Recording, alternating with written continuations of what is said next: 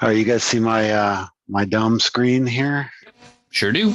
Cool. Yeah, we're on my other machine. I'll go through everything in a couple of minutes once everybody gets here, but I figured this would be fun. We haven't done this since we did the Jigsaw series of classes earlier in the year, so it's definitely a different world when you just trade off this information.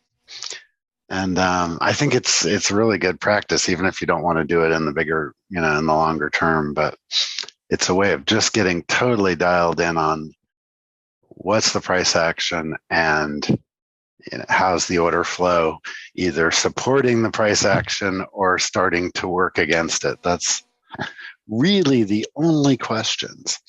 Or to put it another way, which way are we going? With how much momentum and how is it changing? That's, I've been doing a lot of one-on-one teaching of scalping, and I'm finding the simpler I make scalping, the easier it is for people to understand. And there's a lot of layers of complexity that it's not that you don't need them. It's that, how can I put this? If you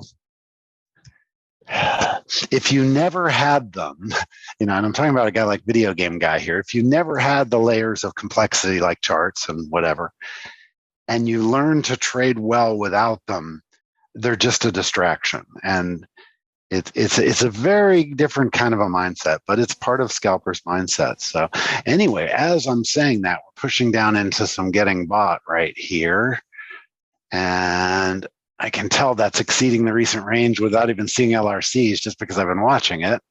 So, if we just try to fade back up to the bottom of the value area there, that should be a decent trade here. So let's do it. There's a couple of dollars profit. Again, I'm just going to scalp this with two micros per, so, blocks of two. And I'm doing this in an Apex account. So let's not take that one there. Anyway, I'll go through everything in just a minute here when we get started in earnest. That's the target, but it's not really getting that far. So you can see I took some off right here. And again, this is the only information you need if you are doing this style of trading. So what time is it? We still have another minute or two. We'll start once we get at the scheduled time. I'm just kind of warming up here on this. Oh, nice little push down there into some liquidity. That's cool. 20 should be in play now. And let's see, I'm going to take most of this off so I can go get some water before we start. Oh, good push down. This could be really fun. Come on, keep going. Push, push, push, push, push down. There we go. There's a nice tail. Oh, we have Lagarde speaking, probably. Yeah, that already should have happened. All right. Well, anyway, let's play this one. Take it off faster. If you're just coming in, I'm just kind of finishing a trade off here before we start. So just enjoy the show for a minute and then we'll get started here. But I'm basically scalping this push down. And I'm doing it pretty aggressively. This is only 2 micros at a time, but I'm prepared to scale pretty big here. This is one of my Apex accounts, and we'll talk about all this stuff in just a minute. I just want to watch this trade for a second here and see how this absorption goes or doesn't. We exceeded the edge of the range. You can tell that just by watching it. I'm not looking at LRCs. And, there's always an attempt to buy 0-0 here in NQ. And so, but if the bottom really falls out, it could go down hard. We're at the low of ES and YM as well, but RTY is holding up. I like the idea of a swarm long here, but I want to give myself some room to add to it. So I'm going to be very slow to do it. So anyway, this kind of superseded what I wanted to start with. So just hang in there for a minute, guys, and we'll come back to the full subject of what I'm going to do. Okay, if it can push down to 92, that should be a really good spot to play here, but I don't think we're going to get quite that far down. Let's see, it's still trying to hold 0-0. Let's take a little bit more here on a move to 10. Anyway, if you're just coming in, this is Scalper's Mindset. I'm kind of in the middle of a little warm-up trade example here that I wanted to do. So I will introduce the subject for the class. We're going to do things a little differently today. Just thought it would be fun to do that. Watching the absorption right here. Interesting. Let's reset that and see what it does. There it goes. Big sweep up. Didn't quite get to me, but we'll take some off right here. And it should get another push like that here in just a second. So we'll get this right there. And there we go. Oh, come on. You can do it. Okay, we got a chunk of it off there. Let's get another chunk of it off on the next little push up. Yeah, it doesn't want to quite push. There we go. Okay. And now we can take these 4 off and protect the last 4. And we can catch ourselves a pretty nice little runner here back up, into the range. Again, the initial spot I'd watch is just the bottom of the value area up there, which is right like 25. But I don't want to, give any of this back. So I'm going to protect it pretty tight. And again, as soon as this trade's over, I'm going to grab some water and then I'm going to tell you guys what we're doing today. I'm already kind of doing a bit of it. So it just kind of happened while I was waiting for everybody to drift in, which is a good thing. It was, it's kind of fun. We've got a nice little long going. It's about to take profit there, I think. And it did. Okay, let me go grab some water. I'll be right back. And I'll tell you what I plan to talk about and what that was that we just did and why I'm doing that today. So sit tight.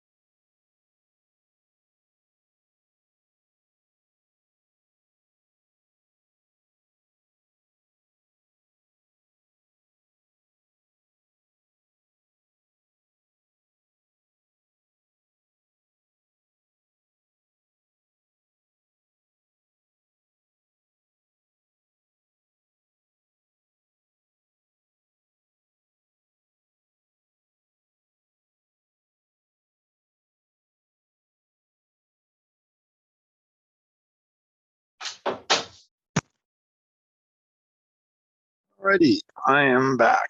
So welcome everybody. If you came in while I was doing that trade, I was just kind of warming up and that happened. So I said, what the heck, let's trade it. Anyway, so today we're going to have about 25 more minutes and it's about the top of the hour. And what I want to do today is another kind of layer or angle on Scalper's mindset. A couple of examples. Video game guy. I talk about him a lot. One of my kind of mentees and a little bit of a teacher to me in the last 6 months or so. I've been watching some of the stuff he does on his domes. And basically this is what he has on his trading screen. He doesn't really have anything else, just domes with the order flow. That footprint basically is what you're seeing here. And he doesn't really even use tapes. He's had them and he's come and go, and so that's something I like. But you can really see. We're pushing down again. You can really see what's going on if you just watch what's happening here and stay dialed in. I know we're at the bottom of the range because it's the low, and I can see what's going on in the order flow just by watching. Where's it trading? Is it trading on the bid? Is it trading on the ask? How aggressively? And so the idea of this approach is to just purely get into the which way are we going, and is there an opportunity to trade that? And I wasn't at the Ides of Monday this morning. I had a little medical emergency, but I don't know if you guys mentioned it, JVC. But we have the schedule finalized tomorrow for the Scalpathon. We are finally getting it on the calendar. We will announce it late tomorrow after we do the May calendar for the rest of TRG, and there's good absorption down here. So this is a really good example of kind of stuff we're looking for. So I'll come back to that in just a second, but really good absorption here. So this is an interesting spot to play. But down here is the ledge break spot that's much more interesting if it sweeps down here. So let's go ahead and do that trade. And again, all I'm doing is I'm seeing the absorption here, and I can tell it's probably got lower to go, but it's a good bet that I can probably scalp back up into the range here. And it just based on that short-term behavior, and there it goes. And so this is a a very simple technique, but it takes some time to master. And I'm going to go through the pieces of it and what I'm actually doing here. But I just want to, again, do this one trade. I want to protect this, but not quite yet. Okay, now we can protect it and it's going to get filled. Okay, so that can go away. All right, let's cancel that order down there and let's go back to what I was saying. So basically, to be a good scalper, all you have to do is get the direction right in the very short term. Think about that for a minute. If it's going down and it's got enough momentum, I can probably hop on and join it and grab a few points, right? And if it's getting absorbed like this, there's a good chance, it's not necessarily going to reverse and go all the way to the other end of the range, but there's a good chance it's going to bounce. And without having any charts to look at or LRCs or anything else, it forces you to focus, like right there. Look at that attempt to absorb right here, which makes me really like it here if it breaks down low. Otherwise, it's a good long right here, but it looks like it could do that, like that, right there. Sweep down, and then I can catch a really quick snap back into the range. Whoops, I missed that. Let's just make it a target just to show what I mean. So I missed that exit, but we'll get another one here in a second. There it is. Okay, so this is a technique of being really focused on what's happening right now, which is what all of my scalping stuff is. But because you have nothing else to look at, there's no distractions, but you really have to learn what you're looking for. And it's really cool. I'm going to spend a lot of time on this, as I said I started to say in the upcoming Scalpathon. I'm going to talk about this as well as chart-based tools for scalping. But we're going to spend a lot of time just on looking at the DOM like this. And obviously, I'm going to be focused on Jigsaw. You can do most of what I'm doing in other platforms. The order management in Jigsaw, I think, is a little bit better than most. But anyway, let's run through this stuff real quick. And all of the pieces we need to trade are right here. So what are those pieces? Well, the volume profiles, which are over here on the right, I can't see a breakdown of the bid and the ask in Jigsaw. All I can see is the total volume, but I get a really good idea of where the high volume and low volume nodes are. And that is, for scalping NQ particularly, that's really most of the time all you need to know. Like look at 0, 0 here. You can see where it got really hard sold there, and that's a high volume node. And 0, 0 just is always in play in NQ. If it gets above it, it'll pop up to 20 typically, or at least to 10. And if it goes below it, it usually goes down and explores the low 90s, like I just scalped long there. So, if you understand the characteristics of the instrument you're trading and you watch for that, we did that live there. It was getting absorbed. It was really obvious that low wasn't going to hold. But again, if you're going to scalp ledge breaks, once those blow through, like you just saw it do when I traded it, if you can jump in right then, let me put it this way. When I jump in right then, I have 99% winners. It's just really hard to be wrong unless the market's really getting crushed over and over again. But clearly, that's not what's happening today. We're breaking down the low and then we're trading back up into the range. And now we're back up at 7 again. So this forces you to just look at the price action. And can I use the pointer? Yeah. Let's see. It's called the spotlight. You mean this thing? So, because you can zoom in on your end. I can't make anything bigger or smaller, but if you look at, there's a little goodie on the viewer's end that allows you to zoom in and out. Anyway, all right, so we're pushing down again here. This is interesting. So anyway, the volume profile is kind of the main thing that I look at because I'm looking for where is the high volume, because those are places we'll typically pause or, at least find interest in each time we go through them. Where's the VWAP? Where's the top and bottom of the value area, which on this particular example, it's this kind of green. And then, the ledge is really clear. And this one, look at this, showed a really good example. And again, I'm using no other tool but this. I can see absorption right there, and I can see exhaustion because it basically ran out of gas down here. There's less and less and less volume. And that's, again, all you need to know to look for a long down there, particularly if it breaks down there really sharp. So main tool, again, is going to be the volume profile over here and artifacts of interest on the volume profile, like the value area high and low and the VWAP. And, to a lesser extent, the POC. I really don't care about that because, there can be two POCs at opposite ends of the volume profile that are, one contract apart, and one of them gets labeled as the POC and the other doesn't. And that never made sense to me. So Anyway, so that's the volume profile over there on the right. The middle thing here, which in Jigsaw speak, or you can see it over here. So the next group of numbers, the next two columns, is what Jigsaw calls total trades. And they call it, what do they call it in Sierra? Let's see, it's Recent and current. recent and current, and it's total and current in Jigsaw. So total, and if I never reset it, it would give me the whole session there. But I like to reset it every now and then to see, where volume is building and whatnot. So that's these two columns, and then the far left two columns here are what's happening as we get to a price. So you can see when it gets to a price, it resets that, and it gives me a new count. So you can see the actual buying and selling right around that price point. And so this is really powerful stuff. Look at that. We just had a sweep down to 92. And again, that's just a really common place to get bought aggressively in NQ. And it just did again. It's not like it's reversing and going all the way back up, but you could be catching really nice little scalps there. So what I'm going to do now is reset all of the volume traded information, and we'll just kind of watch it plot out, because here we are at the bottom of the range. And this is typically a place I look for longs, but we're a little too far off the low for me to be confident doing that here. But another push down that, either takes out the low or holds it is very interesting. And if this price area goes in NQ, typically the next level down would be the low 70s, 72-ish. So there's some room for a swarm down here, assuming, again, the bottom doesn't just fall out.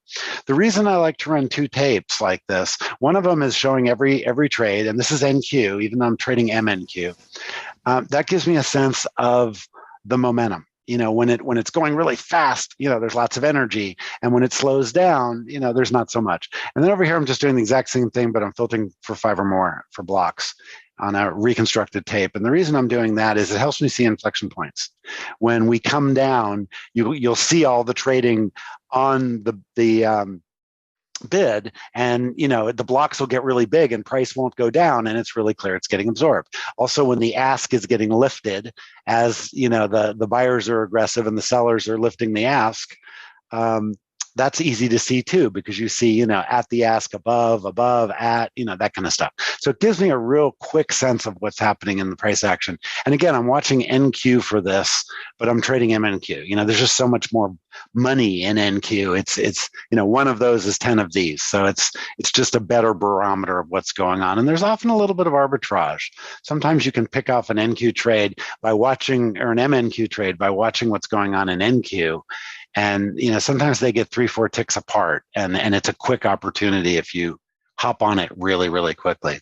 So anyway, that's kind of an overview of what I'm watching here. There's really nothing else that I do when I'm just scalping on the dumbs here.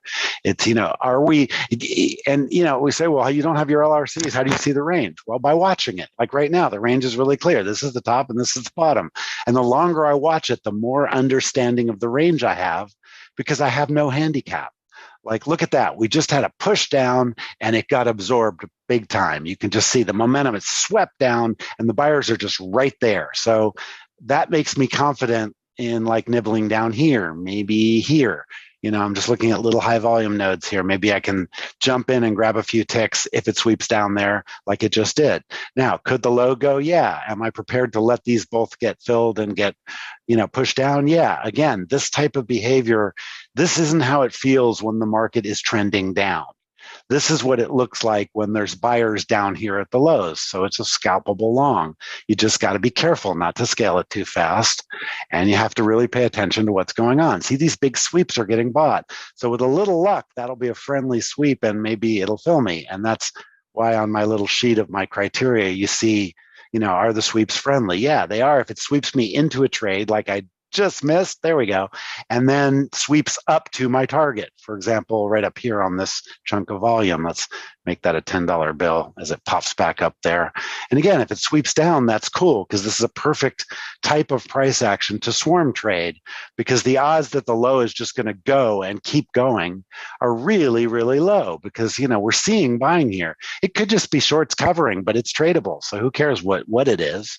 And again, if I get a little bit of a push down, I'll scale this a little. And there we go. I took profits. So I didn't even get a chance to do that.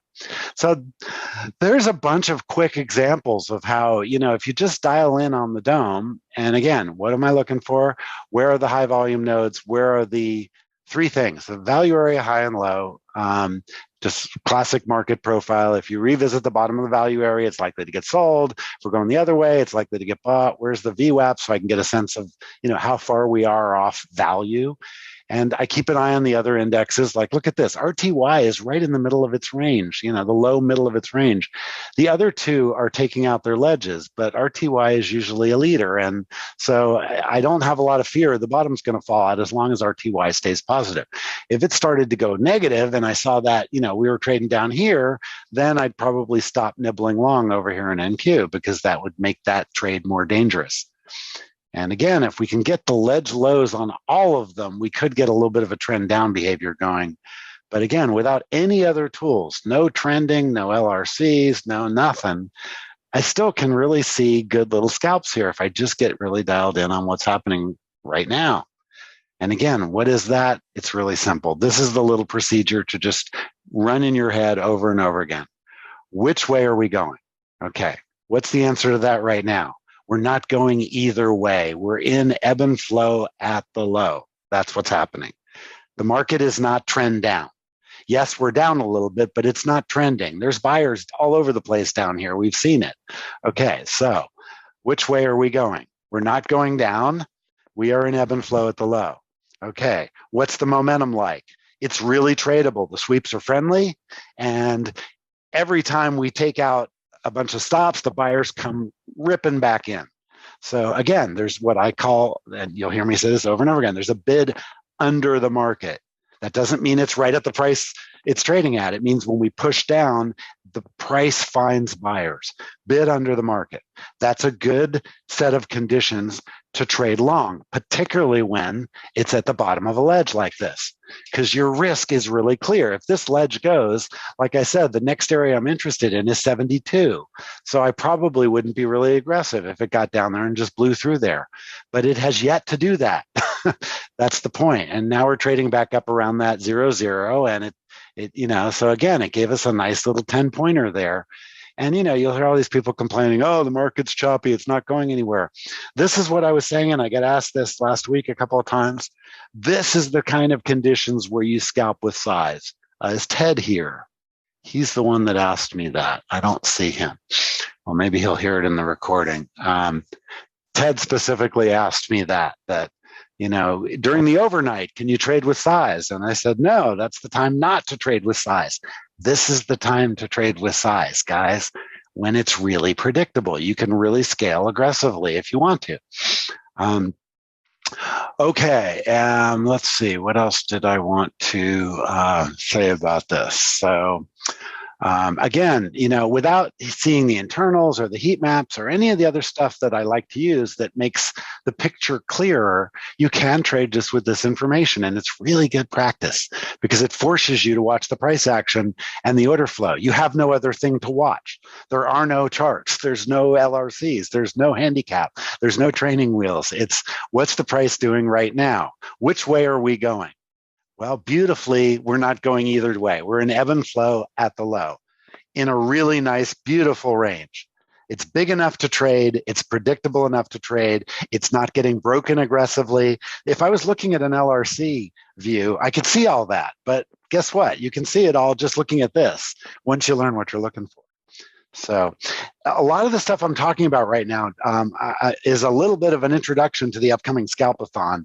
It's going to be a premium event for TRG members, so there'll be a small fee for it. I'm going to trade around the clock for 2 weeks and have class sessions that will be scheduled, and then just do a whole bunch of live examples of all different times to scalp, because it's different at different times of day. Like right now, mid regular trading hours, you trade the range, and you can trade it with a lot of size because, we don't have any earnings coming out. There's not a lot of talking heads going on. There's no economic numbers coming out. It's the middle of the rookie roast.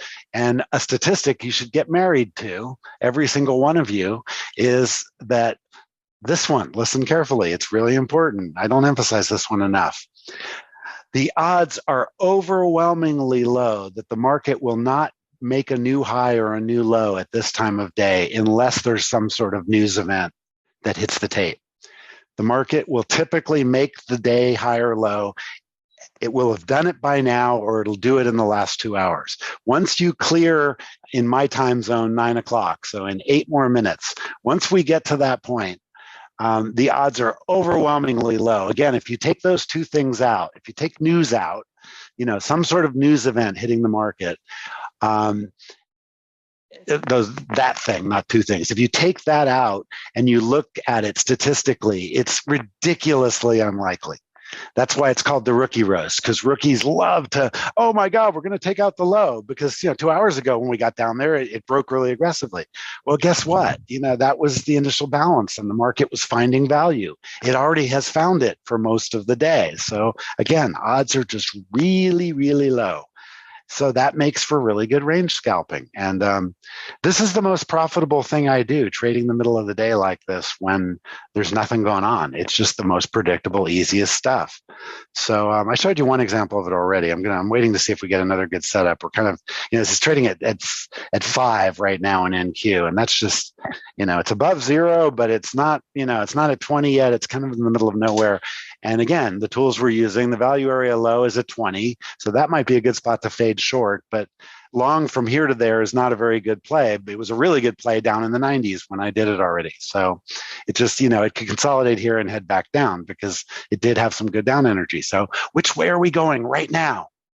Question number 1. Question number 2, with how much momentum?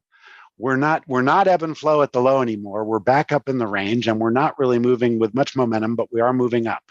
So how is the momentum changing? It's dribbling up. It's a dangerous spot to play. But if you were going to play here, you should already be long and you should be defending your profits. That's a scalper's trade right here. Okay, let's see. Can that fee be invested with returns distributed? I think I understand what you're asking. So yeah, I see the smile. Yeah. Well, you know what? I do that sometimes with people, but I don't know if Lee ever makes his hedge fund, maybe I'll work with him on and do that. But so let's see. Alex says, Jeff, so if the odds of making new low are so low, why not just hold position versus scalping? Because a scalper has 3 things he has to do. He has to sit on the sidelines 99% of the time. When there is an opportunity, you have to enter the market and you have to quickly grab profits and get back out. Okay? Holding a position in a market that is this volatile is just taking risks that there's no reason to take. Scalping, where I can immediately protect the profit and get back to the sidelines. Look, we're in the business of making money, and the fastest I can get in the market, grab money, and get back out, that is by definition what scalping is. And scalping is the lowest risk way to trade because you never take large risks. It's just not part of the model. And if you're thinking in terms of, your question says, why not hold the position? Well, why would you hold the position? If it's working as a scalp trade, then I would hold it. I would stay in it and I'd just protect my profit. But do you have some kind of vision as to it's going to end up someplace better than where it is now, and you can predict the future better than I can, and so you want to hold it? That the logic of a swing trader that, well, it hasn't reached my target yet, that is a very dangerous way to think if you're a scalper. You can think in terms of areas you're trying to get to, but your primary mission is to get the trade into profit as fast as possible and then immediately protect that profit as fast as possible. And it's just, again, that's why I call this class Scalper's Mindset. If you want to consistently make money in the market, in my view, the best way to do it, particularly with the evals, the eval firms, is scalping, because it helps you get around their rules and their game. The trailing drawdown stuff. But if you don't have the mentality to be able to, enter the market when there's an opportunity, grab quick money and get back out, to minimize your risk, then, scalping isn't for you. And position trading could be really hard, because position trading, it's harder to manage risk. Because you have to think much more in odds, and price action is really visual. So I think if I understood your question, that's my answer. If I didn't get it exactly right, please give me a follow-up. Sebastian says, so when you are trading, what is happening now, but then hold, then I'm exceeding the now. No, no, no, no, no, no, no. Sebastian, what I'm doing, remember, okay, good trades work right away. Don't lose money, always take profits. That's the rules of how I trade. Okay, if I can get into a favorable position and I can protect it, and you see me do that every time I trade a scalp, every single time. My first mission is to get a take profit stop between the entry and the price. Why do I do that? Because as a scalper, the only thing you can do wrong is have big losers. That's the only mistake you can make. If you have a legitimate edge, it's just about playing your edge as many times a day as you can. So the minute you get in a position where you're offside and taking big losses, that ruins your year. So by protecting myself right away, I avoid that. And I take profits regularly, which is important. Every now and then you catch runners doing that, and again, that really increases your returns. I've been posting some of my P&Ls in the pit, showing examples of that. It can get really big if you scale it properly. So let's see. So I understand. I was trying to answer the whole question above. Oh, okay. All right. So good. All right. Yeah. So that makes total sense. All right. So hopefully I'm elaborating for everybody, but I see what you were doing there. Appreciate it. And that makes, yes, that's exactly right. So the whole idea here, again, remember, I have 3 rules to the way I trade. Good trades work right away. Always take profits and don't lose money. And of course, I have losers now and then, but don't lose big money. That's just death for a scalper. And if you think about it, that's death for the evals that we do with, the quote unquote prop firms, because the trailing drawdown. If you keep taking small profits, that's the way to get funded and get to withdrawal. That's what their entire model is designed to discourage you from doing. And most people, try to hit big winners, and they continually blow up. And their entire business is based on people blowing up. And that's kind of how the market works too. So the reason I started doing these scalpers mindset classes, the reason we put them on the schedule was to understand you can just disregard everything when you're scalping, except what you're seeing on my screen right now. This is really the only information you need. You have to understand your instrument well enough to know what areas of price it likes to trade at. And then you just have to get really dialed into the short-term order flow. Which way are we going? How much momentum are we going that way with? And then how, if at all, is that momentum is changing? How's the momentum changing? It's always changing. So that there's always an answer to that. So which way are we going? How fast or with how much momentum are we doing it? And how is it changing? So we're down at a ledge, we're moving down, we're breaking the ledge, and I'm seeing absorption and exhaustion. I'm going to hop in long. And it's a no-brainer. But from the old kind of technical analysis point of view, it seems like you're totally trading the opposite of what you should do. And that's why, scalping is a mindset. It's about predicting the very, very, very, very short-term future. It's not about, how much price can I get out of a trade? It's what will the market give me? There's a long down here right now. Let's take it. Okay, so let's see what we can get out of this. If it immediately gets profitable and I can protect it, I will. And I'm trying to do that right here, and I didn't. I couldn't do it. It pushed down a little more. So I like the low 90s. I like this volume here. So let's see if we can scale this a bit. If it blows down here, that still works for a swarm trade. So here we got filled. I just took another one at the market. Cool. Okay, so now I have a nice little chunk of a position. And if it just trades back up into the range, it's a really profitable little trade. The risk is if the low totally goes, but I can see even if that happens, I want to buy it because there's absorption down here. So I just have to be careful not doing that too aggressively, too fast. This is swarming.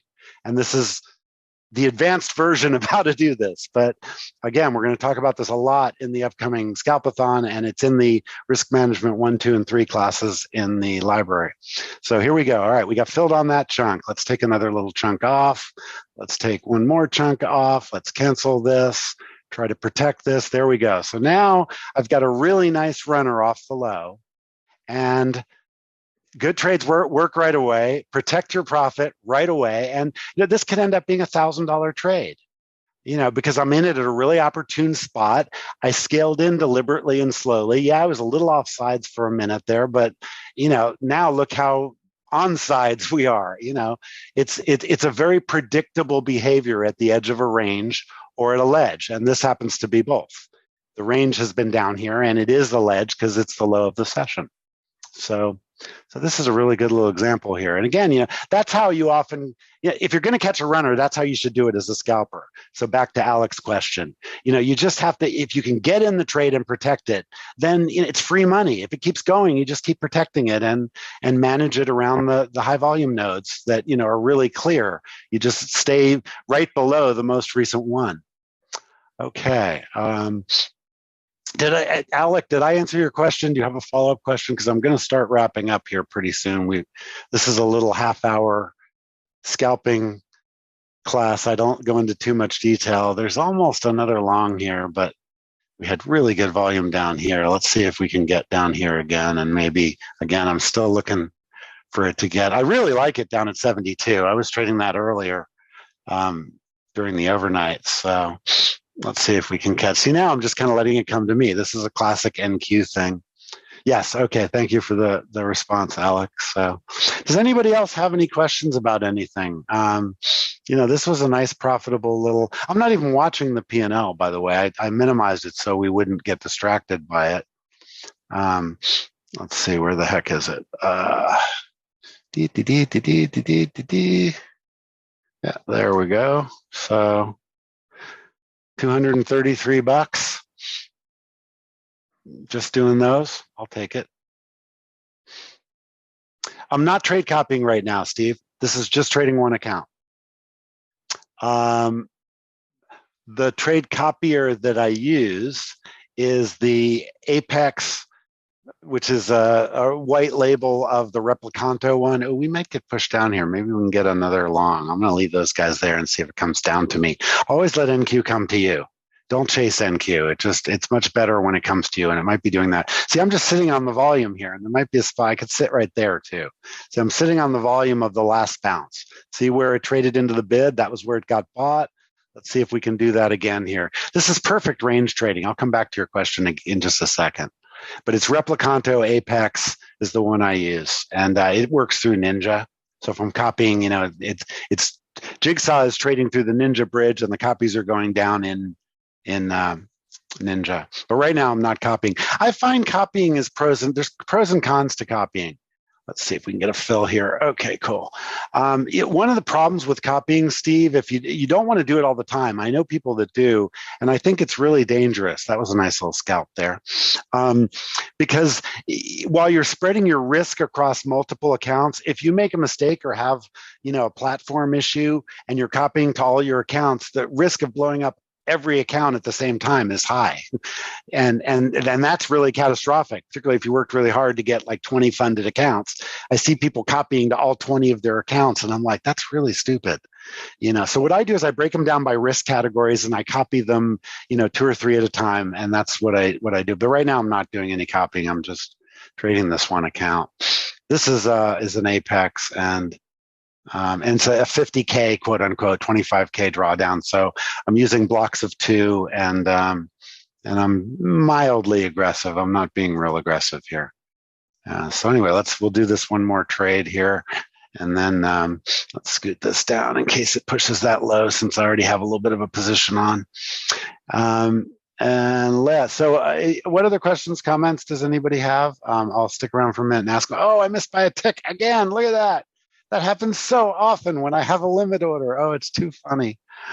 JVC, we need like a blooper reel of every time I missed by a tick. I mean, it would be like a 2-hour video. It would. It's hysterical. Okay, this should fill. Come on, you can do it. Let's see. I'm going to reset this whole dome here. Come on. You got it. Might have to take it at the market there. And we'll scoot it down now that we took one at the market already. So do we have? A little 10 lot. This right on this volume is a good spot to take the first chunk off. Here it comes.